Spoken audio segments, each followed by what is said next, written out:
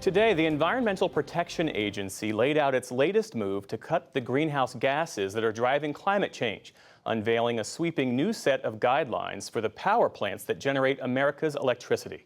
William Brangham has been covering this, and he joins us now. Thanks for being here. So tell us more about this move today by the EPA. What are they asking utilities to do, and how does this fit within President Biden's climate agenda? I mean, Jeff, this is the third major move that the administration has made to cut the greenhouse gas emissions, as you said, that are heating this planet to a dangerous degree. The first was last year, the passage of the Inflation Reduction Act. Then last month, the EPA issued these very strict rules on auto emissions, and now today we have power plants. The issue with generating electricity in this country is that that creates about a quarter of all of America's pollution. So it's a big chunk.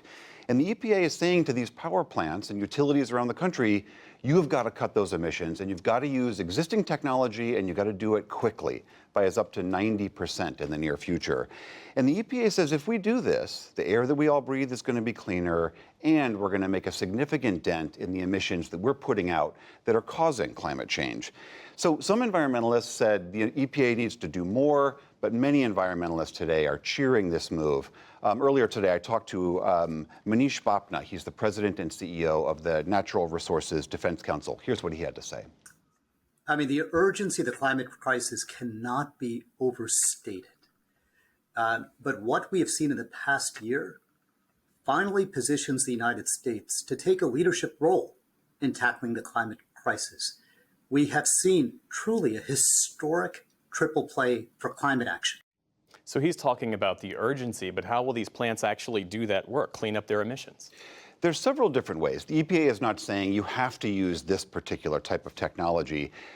In this conversation, it is worth noting that there is a true revolution going on in clean energy technology. The costs of wind and solar and geothermal are just falling.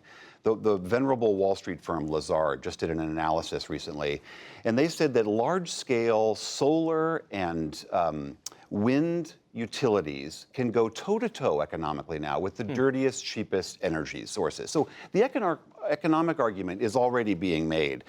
For power plants, there's a couple of ways that they could do this, though. They can mix in cleaner fuels, they can burn clean hydrogen, they can, if the plant is really old, they can retire that plant, or they can use what's called carbon capture and sequestration, which is kind of a fancy way of saying you just grab the carbon and stick it underground where it doesn't cause any problems. The tricky part is that CCS, as it's known, is not really being utilized anywhere in the United States. And Really? so this is what the industry says is, look, EPA, you're asking us to use this very aggressive rule based in part on a technology that we think is not ready for prime time. Earlier today, I talked to Scott Siegel. He's a lawyer who represents a lot of industry and power associates. Here's what he said about this. There is a very bright future for carbon capture and sequestration. There's some big industrial projects, multi-billion-dollar projects being constructed, for example, in the Midwest to deal with the emissions that come from biofuel production. But in the power sector, there are very few examples of commercial scale application of CCS. So that is the industry's argument. The EPA points to a working CCS factory in Canada that's been operating for 10 years very successfully. They say this technology is ready.